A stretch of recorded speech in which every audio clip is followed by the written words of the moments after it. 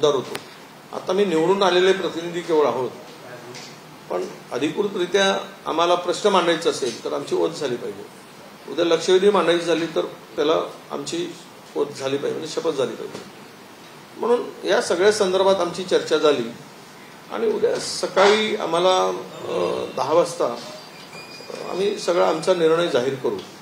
पण आज मात्र आम्ही घेतला निर्णय हा मार्कडवाडी गावातील ग्रामस्थांना त्याने केलेल्या मागणीला आमचा पाठिंबा होता हे दर्शवण्यासाठी होतं. आणि पोलिसांनी जी काही कारवाई केली त्या कारवाईचा निषेध होता, सरकारचा निषेध होता.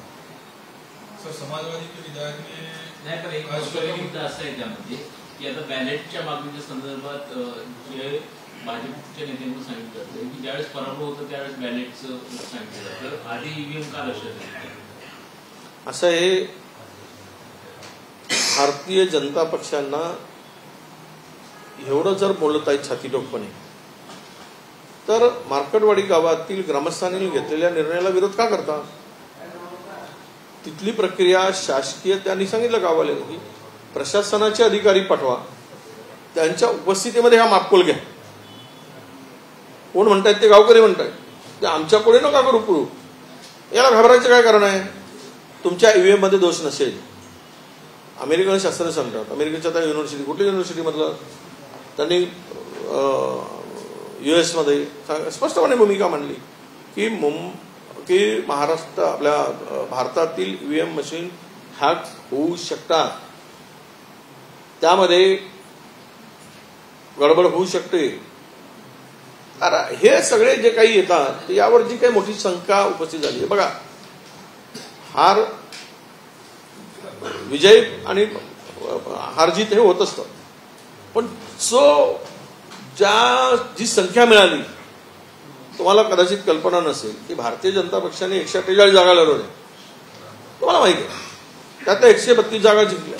16 जागांमध्ये जवळपास 12 जागा यांच्या, हे अत्यंत कमी मतांनी त्यांचा पराजय झाला. म्हणजे काय 100% निकाल महाराष्ट्रात आणि देशामध्ये कधी लागला काय?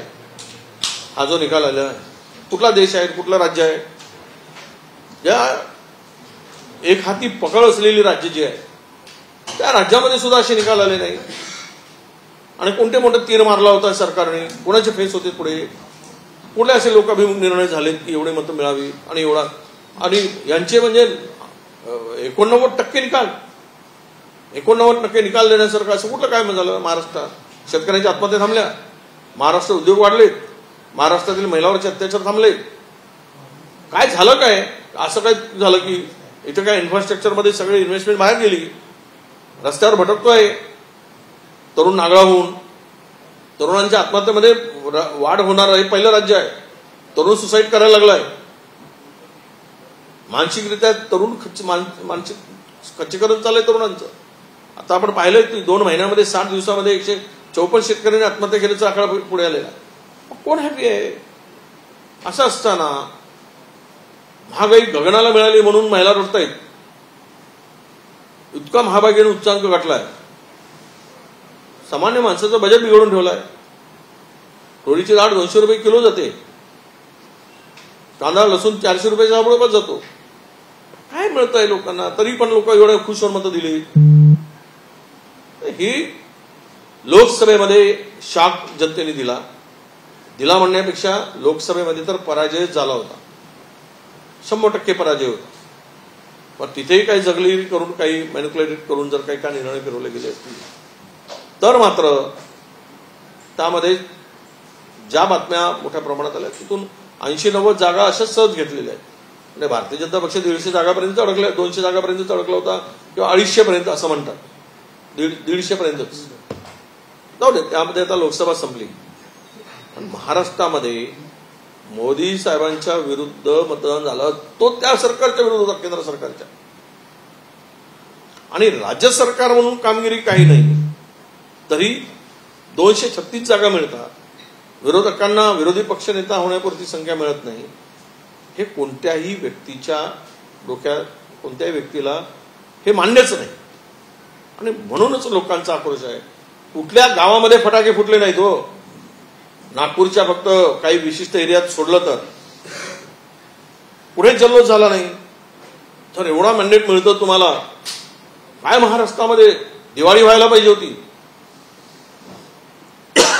म्हणून दाल में कुछ काला है ये नजर आया है. तुम्ही मार्केटवाडीत घ्या, करून टाका पारदर्शकता. ईव्हीएमचा विश्वास तुम्ही त्यावेळेस म्हणत होता, आम्ही म्हणतोय लोकांचा विश्वास वाढीस लागू द्या की नाही इसमें कुछ होताही नाही. बघा तुम्ही निष्ठावादानं अबू आझमी आणि त्यांच्या आमदारांनी शपथ घेतली, विनोद निकोलने घेतलेली आहे, पण अबू आझमी म्हटले काय महाविकास आघाडीसोबत नाही, कुठेतरी फूट पडली किंवा सपाशी नाही. बघा, हे इंडिया आघाडीचे घटक पक्ष आहे, आपण हे लक्षात घेतलं पाहिजे. कम्युनिस्ट असतील, समाजवादी असतील, इंडिया आघाडीचे घटक पक्ष.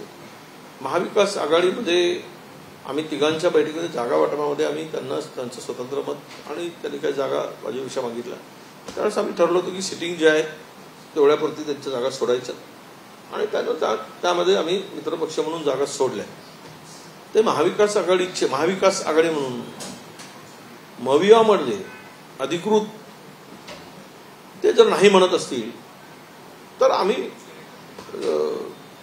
आमचं मत स्पष्ट आहे की ते नाही म्हणत असेल त्याला काही जबरदस्ती आणण्यात आमचा अधिकार नाही. ठीक आहे, त्यांनी स्वतंत्र काही निर्णय घ्यायचं मान्य केलं असेल, तो त्यांचा अधिकार आहे.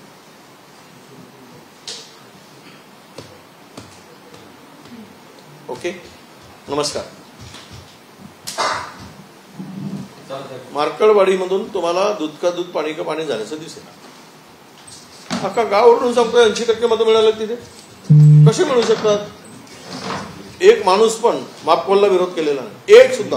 मी माहिती घेतली, आमदाराशी बोललो आम्ही, ते म्हणतात की नाही एकांचा विरोध नाही आहे. मग इमानदारीनं सत्तेत आलात ना, मग दाखवा ना एकदा तुमची इमानदारी येतं. मार्कडवाडी गावात कळेल तर लोकांचा विश्वास होईल. हे जर झालं ना, हजारो गावातून येईल, हजारो गावातून. आता लोक वाट बघत आहेत. मी जिंकलो आहे, माझ्या 100 गावातून आत्ताची मागणी आहे, साहेब मार्कडवाडीसारखं आपल्या गावात घेतलं पाहिजे. आमचे कार्यकर्ते सांगतात आम्हाला इतकी कमी मतं पडू शकत नाही. हजारो लाखो गावातून येईल मागणी आणि मग म्हणतील काय मार्कडवाडी या ईव्हीएमच्या विरोधात बॅलेट पेपरवर निवडणुका घेण्यासाठी हे मार्कडवाडी इथे नोंद होईल आणि त्याची सुरुवात मार्कडवाडीमधून होईल या आंदोलनाच्या पुढच्या ईव्हीएमच्या. बघा, हे सरकार 2.5 वर्षामध्ये अनेक बनवाबनवी आणि बनावट काम केलंच आहे. यांचा आरोग्य विभागाचे तर सगळे 3 तेरा वाजवले.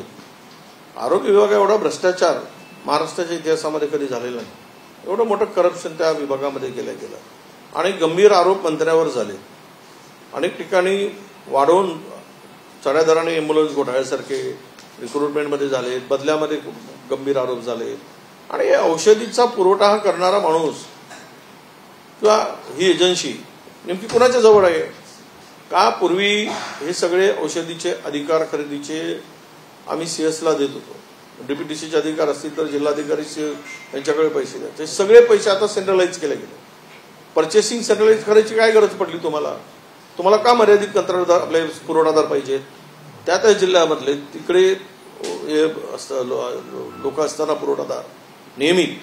तर ह्यामध्ये मला वाटतं की कमिशनखोरी वाढल्यामुळे आता लोकांच्या जीवनाशी खेळ सुरू झालेला आहे. पैशासाठी माणसाची किंमत, पैशापुढे माणसाची किंमतच राहिली नाही, माणसाच्या जीवाची किंमत राहिली नाही. आणि आमचं कोणी काही वाकडं करू शकत नाही. आम्ही किती काही वाकडं करायचा प्रयत्न केला की आम्ही पैसे देऊन सही सलामत सुटू, अशा प्रकारची हिंमत राज्यामध्ये आता वाढीस लागली आहे. त्याचं ते उदाहरण आहे. अनेक ठिकाणी आता नागपूरमध्ये झालंय, अंबेजोगाईमध्ये झालंय, कुठे बीडमध्ये झालं असेल, गडचिरोलीत झालं असेल. बोगस औषधी कंपन्यांची औषधी देणं, अशा माणसाला फासावर लटकवण्याची हिंमत असली पाहिजे शासनामध्ये. 1 मिनिट सुद्धा, कारण लोकांच्या जीवाशी खेळतोय, 1 मिनिट सुद्धा तो मोकाट फिरता कामा नये चौकशीच्या नावाखाली. जर बोगस आहे, पुरवठादार आहे, नजरेपुढे आहे, औषधी नजरेपुढे आहे, 1 मिनिटामध्ये कारवाई करा, गुन्हे दाखल करा, त्याला आतमध्ये घाला आणि कडक शिक्षा करा. ही आमची भूमिका नेहमी राहिली पाहिजे. बघू आता नवीन आलेला आता मुख्यमंत्र्यांची शपथ झाली, 2 उपमुख्यमंत्र्यांची, उद्या कोण हे होतं कोण असा आरोपी सुटता कामा नये या संदर्भात आमची भूमिका आम्ही स्पष्ट करतो. आणि मी तरी सांगेल, मी उद्या CS पत्र लिहून आणि मुख्यमंत्र्यांना पत्र लिहून हे बोगस पुरवठा करणाऱ्यांना त्वरित कडक कारवाई करायची मागणी सुद्धा मी करेन.